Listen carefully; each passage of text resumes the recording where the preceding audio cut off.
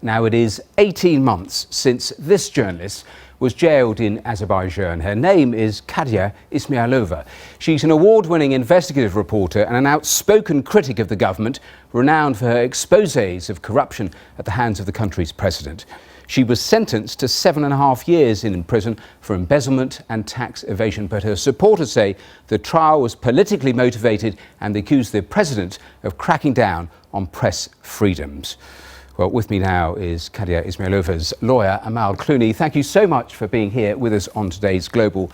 Let's start with the bare bones of this case. How disturbing a case is it in your view?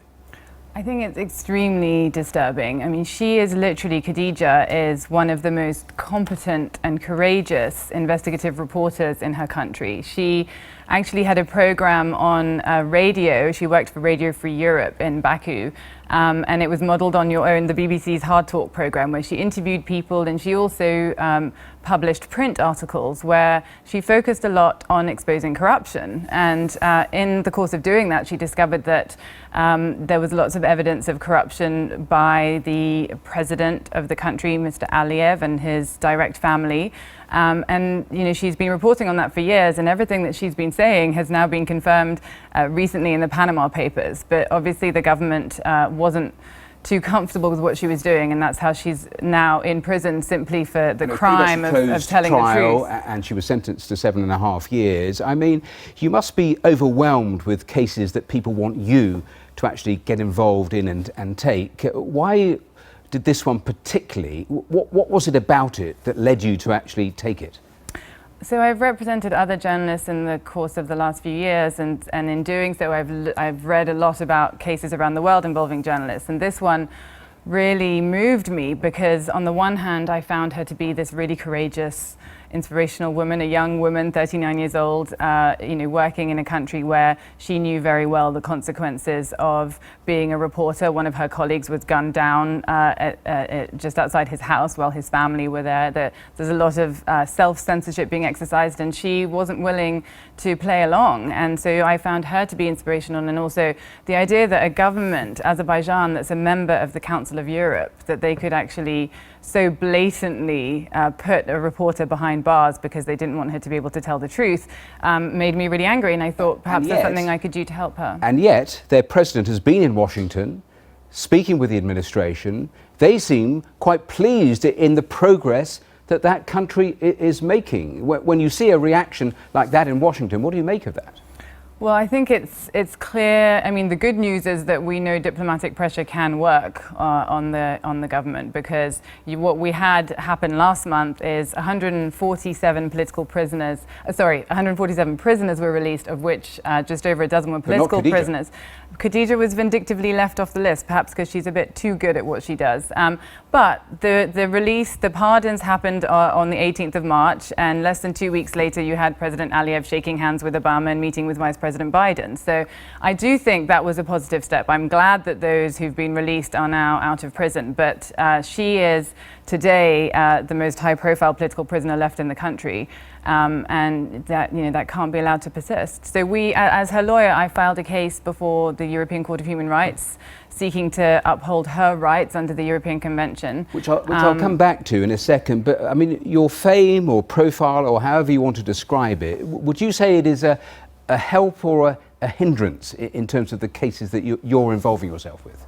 Well, in terms of the legal part of the case, which is what I've worked on so far, as I said, I mean, we just filed last month a 150-page legal submission to the European Court, which involved, reading the Azeri tax code and researching legal arguments. So the profile of the lawyer is really irrelevant when you're just sitting behind a desk for hours a day, highlighting. It's interesting. Highlighting and tabbing. Azerbaijani media have attacked you for taking the case. Mm-hmm. They describe it. Let me read what they describe. They say your pursuit of it is in your path for fame. I mean, are you getting used to people attacking you for taking cases? And I suppose the subtext of what people are accusing you is that, in a sense, it's about you.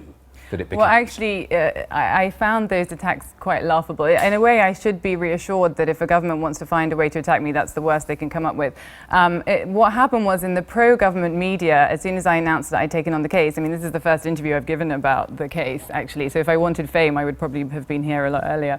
I'm doing what I think is in my client's best interest, but the full attack was that I must be of Armenian descent, otherwise why else would I take on a case against Azerbaijan? And that's obviously ridiculous. You know, I've represented various governments. I represented the government of Cambodia in a case, you know, and equally Armenia, but that's nothing to do with ethnicity, and ethnicity is irrelevant. Is the flip side, though, perhaps about all of this, that because of your profile, a case like this, an Azerbaijani journalist, I mean, is making waves in London, in Washington, in Brussels? Would it otherwise? Absolutely. My recent trip to Washington, well, yes, actually, we've had organisations all over the world, the EU, the UK government, the US government, State Department, and others, the US ambassador to the UN, the Council of Europe, all of those organisations, as well as, for instance, Amnesty and free speech groups, have all criticised Khadija's arrest at the time it happened and said that her conviction was unjust. What I'm trying to do is, you know, on the one hand, bring a case on her behalf before the European Court. I met with the Azerbaijan ambassador to the US while I was in Washington last week, and he said my country will respect the judgment of the court. So, you know, that's one possible way out for her. But at the same time, there are diplomatic initiatives that are underway. In the US, there's a bill that's been introduced in the US Congress seeking to impose sanctions on Azerbaijani officials. So part of my role as her representative, since I have to speak for her while she can't speak for herself, is to make sure that those diplomats are briefed on the case and that I try and help them exercise an influence you they said have. You got involved in this because this is an issue that is close to your heart. When you look around the world at the moment, if you look at the Chinas, the Russias, Iran, Middle East, Latin America, and free speech, I mean, is the world going backwards, do you think? I think it's definitely going backwards. I think that we're facing a free speech crisis in the world today, and it's extremely concerning. So it's not only, I mean, first of all, NGOs like Reporters Without Borders have actually monitored this, and they've said there's a decline in free speech standards in 2/3 of the countries around the world, and that affects every continent in the world. And we see examples, so you mentioned sort of the usual suspects, if you like. We wouldn't be surprised to see a dissident locked up perhaps in China or in Russia, but it's happening in many other places as well. In Turkey, you've had almost 2,000 prosecutions for people who've dared to insult President Erdogan, including through the use of cartoons. You had Miss Turkey posted a poem that she thought was funny and faced prosecution for that. You have the same thing going on in Thailand, where if you make fun of the king's dog, you can go to prison. And in Malaysia, cartoonists are being sentenced for sedition to many years in prison. So it's terrifying. I think it's happening in many more places than people realize, and that's why people have to speak up. I can't have you here and leave without asking about American politics and the elections, because together with your husband, you've had fundraising events for the Clinton campaign. I mean, any presidential election is fractious, but particularly this one. How critical do you think is the particular crossroads that America is at come November? I think it is really critical, perhaps more than in many other elections that have happened in the US for a very long time. I mean, when you listen to what the leading candidate on the Republican side has been saying about building walls, about excluding Mexicans, and saying, you know, there has to be a complete shutdown on all Muslims entering. And if you actually look at what he specifically said in that now sort of infamous speech about Muslims, he kept saying, you know, they only want jihad. You know, they don't believe in our way of life. They don't respect our system. And when he says they, and you know, you watch the media coverage afterwards, people I think should have been saying, do you mean the 1.5 billion people around the world who fit that description? Do you mean the people who are US citizens, who are members of your military, who are, you know, the vast majority of whom are not extremists or violent in any way? Those comments about Muslims, not just Muslims, you know, his comments about women,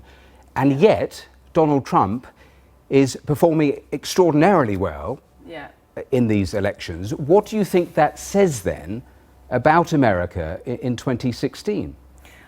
I have to say I'm probably as perplexed as you are as someone sort of viewing these things. You know, there's an ad on TV in the US where they went through all the statements that he'd made against women, and you watch that and you think, gosh, you know, surely, I mean, he has a really high negative rating, and I don't think he's going to get much of the women's vote as a result of that. And I think ultimately, you know, we're still dealing with the primary season and not the full election. And so if at the end of all of this, he gets beaten by the person who becomes the first female president of the United States, then I think that would send a very positive message from the electorate back to him as to what they really think of those points of view. I don't think they're US values.